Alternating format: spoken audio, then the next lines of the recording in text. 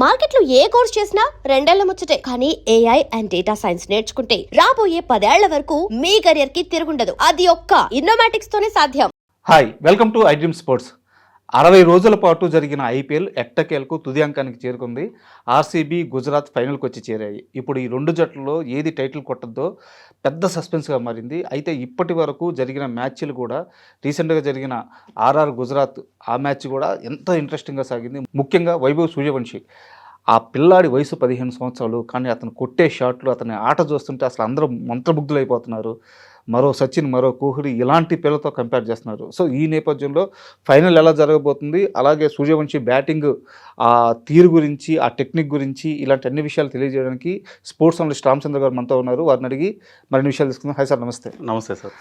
ముఖ్యంగా అంటే నేను స్టార్టింగే సూర్యవంశీ గురించి మాట్లాడాలనుకుంటున్నాను. Okay sir. సార్, ఒక 15 ఏళ్ల కుర్రాడు ప్రపంచ క్రికెట్లో మేటి బౌలర్లు అనిపించుకున్న వాళ్ళందరినీ 150, 153, 155 ఇలాంటి వేగంతో బంతులు వేస్తుంటే ఆ నిలబడి కొట్టే తీరు అసలు చూస్తుంటే ముచ్చటేస్తుంది సార్. నిజమే సార్. ఎందుకంటే Vaibhav Suryavanshi 15 years last year వచ్చినప్పుడు ఏదో బొట్టోడు ఒక మ్యాచ్ ఇదే గుజరాత్ మీద లాస్ట్ ఇయర్ సెంచరీ కొట్టాడు 36 బాల్స్కి. అంటే ఏదో ఒక మ్యాచ్ ఆడాడు అది ఇది అనుకున్నారు, కానీ ఆ కన్సిస్టెన్సీ, ఆ టెక్నిక్ బేసిక్గా మిగతా వాళ్ళతో పోలిస్తే Vaibhav Suryavanshi technique baseball cricket అంటారు. అంటే స్వింగ్ మూమెంట్ ఇంకా బ్యాక్ సైడ్ నుంచి ఆ ఫోర్స్ తెచ్చినప్పుడు మీరు చూస్తే యార్కర్ స్టార్టింగ్ 2-3 మ్యాచ్లు మీరు గమనిస్తే 150 ఫేస్ యార్కర్ వేసినా కూడా బ్యాక్ నుంచి ఫుట్ చేయడం వల్ల యార్కర్ కూడా స్ట్రైట్ డ్రైవ్ 4 వెళ్ళిపోతున్నాయి. హ్యాండ్స్ లో నుంచి ఆ స్వింగ్ తీసుకొస్తున్నాడు. బేస్బాల్ స్వింగ్ అంటారు బేసిక్ దీన్ని. అంత హై స్పీడ్ బ్యాట్ నీకు యార్కర్ కూడా ఫోర్స్ చేసినప్పుడు ఆటోమేటిక్ గా 4 వెళ్ళిపోతున్నాయి. ఇక 6ల గురించి చెప్పాలంటే ఇక అసలు ఆ కట్ షాట్లు నీకు ఫేస్ మీద బౌన్స్ స్ట్రైట్ కొడుతున్నాడు. నిన్నైతే రబాడా బౌలింగ్ లో రవీంద్ర జడేజా ఈ ఓవర్ ఆగముంటే 154 వేసిన ఫేస్ ని స్ట్రైట్ ఫ్లిక్ 6. అవును, హైలైట్ అసలు. నా ఇక ఇన్నాళ్ళు కన్సిస్టెన్సీ వైభవ్ సూర్యవంశీ పిల్లోడు అది ఇది అన్నారు, కానీ ఇక ఏజ్ అది ఇది కాదు.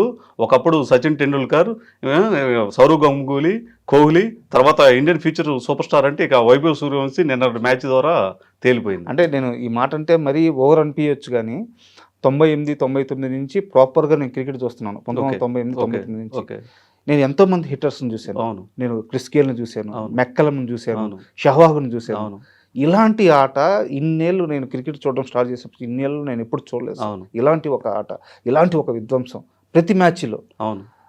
సో నిజంగా గ్రేట్ టాలెంట్. అవును, అసలు యూనిక్ టెక్నిక్. ఎందుకంటే మీకు బ్యాట్ స్వింగ్ ఇంతలా ఇది చేసేవాళ్ళు మనం ఇంతవరకు చూడలేదు.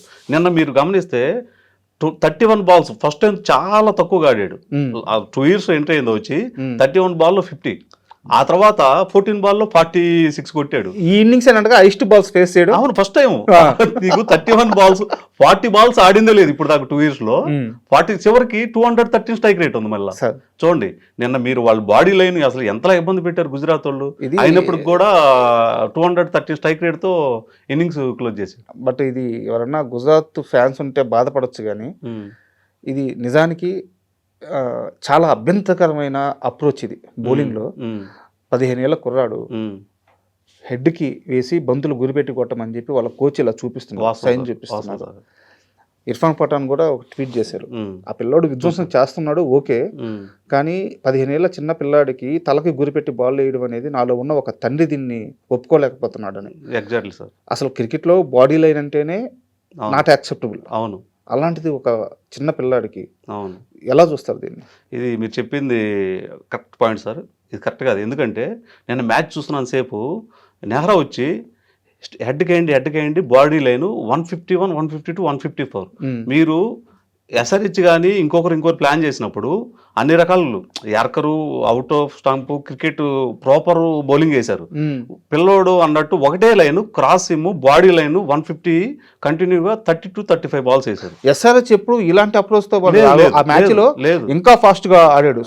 అవును, ఇప్పుడు కమిన్స్ వేయాలనుకుంటే బాడీ లైన్ వేయలేదా? అవును, వేయగలరు కదా. అవును, ఒక పద్ధతి ఉంటది. అవును, జెంటిల్మెన్ గేమ్ లో ఒక ప్రాసెస్, ఒక పద్ధతి ఉంటుంది. అవును, బట్ ఇది నాట్ యాక్సెప్టబుల్. అవును, వీళ్ళకి ఓన్లీ గేమ్ గెలవడం కోసమే.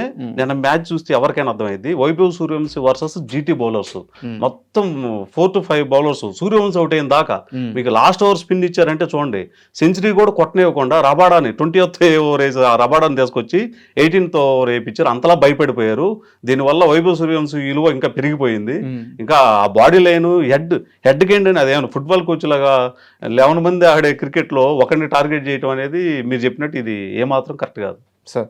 అండ్ డివిలియర్స్ కూడా దీని మీద ఏదో కామెంట్ చేసినట్టున్నారు. అవును, అసలు ఇది ఆడిన తర్వాత ఇట్లా ఇబ్బంది పెడుతున్నారు, ఇది కరెక్ట్ కాదు. 14th ఓవర్ జాస్న్ వాల్టర్ బౌలింగ్లో ఇదే విధంగా వేస్తుంటే బ్యాక్ టు బ్యాక్ 4-6-4 కొట్టిన తర్వాత ఈయన ఇండియన్ ఫ్యూచర్ సూపర్ స్టార్ ఈ రోజుతో ఇన్ని ఎదుర్కొన్నాడంటే, ఇన్నాళ్ళు ఏదో ఊపుతున్నాడు అనుకున్నాం కానీ ఇంత కన్సిస్టెన్సీ, ఇంత intelligent, the best batsmen Indian future super star అని నిన్న ఏబీ డివిలియర్స్ ప్రకటించాడు. నిజానికి నిన్న మ్యాచ్ అలా జరిగిన తీరు సరే, ఆర్ఆర్ ఓడిపోయింది కానీ సూర్యవంశీ మీద చాలా మందికి ఉన్న డౌట్లన్నీ పటాపంచలైపోయినాయి. వాస్తవం సార్. 20 బాల్కి ఏదో బ్యాట్ ఊపేసి వెళ్ళిపోయే ప్లేయర్ కాదు. మ్యాచ్ పరిస్థితులకు తగ్గట్టు కూడా ఆడాడు. ఇది చాలా టీములకి నేర్పించాడు. ఎందుకంటే పరిస్థితులు తగ్గట్టు, ఎందుకు కెరీర్లోనే ఇన్ని బాల్లు పేజ్ చేసి 50 కొట్టం. మీరు గమనిస్తే 31 balls 50 అంటే వైభవ్ సూర్యవంశీ కెరీర్ లో లేదు, ఫస్ట్ క్లాస్ కెరీర్ లో అసలు మామూలుగా అయితే ఇది చాలా ఫాస్ట్ గా అన్నట్టు. అవును, మామూలుగా సూర్యవంశీ కాబట్టి లేట్ గా అన్నట్టు. అయితే ఫేస్ బౌలింగ్ తగ్గట్టు డిపెండ్ చేసుకుని ఆడాడు చూశారు. ఇది సీనియర్ క్రికెటర్లకి మంచి గుణపాఠం లాగా మారింది innings. And okay, Suryavanshi batting గురించి మనం మాట్లాడుకుంటా ఉన్నాము.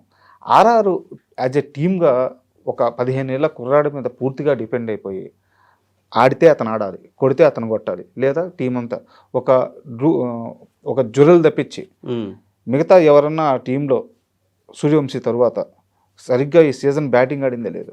అసలు మీరు చెప్పింది 100% కరెక్ట్ సార్. ఎందుకంటే 776 runs ఆరెంజ్ కార్పొరేషన్లో ఫస్ట్ ఉంది వైభవ్ సూర్యవంశీ. అలాంటి అంత బాగా ఆడిన టీంలు వెనక దూజురేల్ 500 runs తీస్తే ఇంకా 400 కొట్టిన వాళ్ళు లేరు. అంటే ఆర్ఆర్ టీంలో మీరు ఒక మనిషి మీద టీం అంతా భారం వేసి కప్పు కొట్టాలంటే నిన్న కాదు, ఫైనల్కి వెళ్ళినా కూడా ఎలా సాధ్యమైంది? ఆ మనిషి వయసు ఎంత? 15 సంవత్సరాలు. ఆ మనిషి ఎక్స్పీరియన్స్ మరి చెప్పండి, ఇక దాన్ని బట్టి ఎలా సాధ్యమైంది? గతంలో కూడా చూస్తే 20 సంవత్సరాల క్రితం సౌరవ్ గంగూలీ మన అగ్రెసివ్ నెంబర్ 1 కెప్టెన్ ఇండియాకి, తను ఎంతో కష్టపడి ఫైనల్కి తీసుకెళ్తే మీరు గుర్తుంటే 2004 ఆస్ట్రేలియా మీద ఇక 4 ఓవర్లకి ఎంతో ఇచ్చేస్తారు, 10 ఓవర్లకి 100 కొట్టిస్తారు. ఎలా పాసిబుల్ అయింది? అంటే ఒక మనిషి తపన, ఒక మనిషి అగ్రెసివ్ అనేది ఎప్పుడు కప్పు రాదు. అందుకే నిన్న మ్యాచ్ అయిపోయిన తర్వాత కూడా బాగా ఏడుస్తూ బాధపడుతూ కూర్చున్నాడు సూర్య, బాగా కన్నీళ్ళు పెట్టేసి. ఎందుకంటే ఈ ఇయర్ నేను తీసుకెళ్తా అన్నాడు. సపోర్ట్ ఏది అంటే నేను ఎందుకు చెప్తానంటే, ఏ ఒక్క మనిషితోనూ అందరూ ఆడే క్రికెట్లో ముఖ్యంగా కప్పు అనేది అసాధ్యం.